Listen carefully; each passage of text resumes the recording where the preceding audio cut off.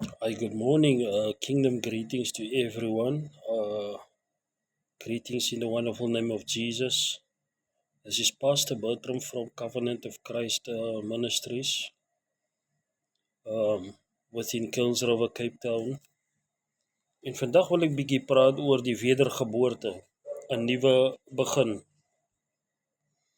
Nou die Bybel sê in 2 Korintiërs 5:17 'n nuwe skepping. Dit praat van 'n nuwe skepping, 'n vars begin vir almal van ons wat al ooit gewens het dat ons oor kan begin.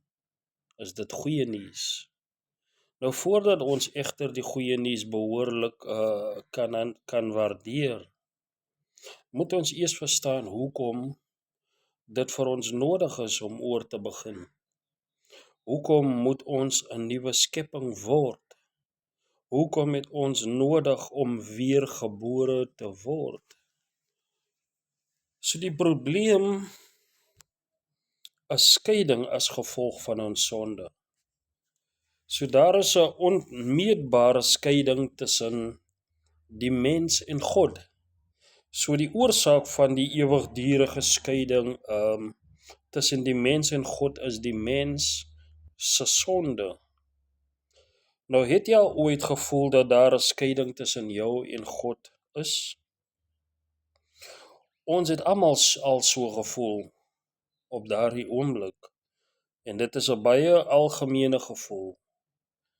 So baie wat die skeiding ervaar, dink dat hulle nader aan God sal kom as hulle net meer mediteer, meer oor hul geloof leer of 'n godsdienstige byeenkoms bywoon.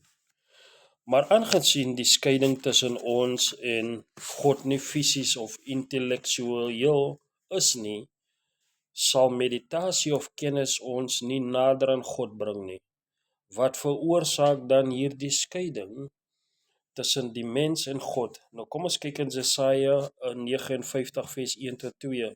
Dit sê die arm van die Here is nie te kort om te help nie en sy oor is nie te doof om te hoor nie. Dit is julle oortredinge wat skeiding gebring het tussen julle en julle God. Dit is julle sondes wat maak dat hy hom nie aan julle steur nie en nie na julle wil luister nie. Kom ons luister na die volgende video. Die skeiding tussen God en die mens is 'n morele skeiding. God is heilig en die mens is nie. So God is goed en is nie die mens nie.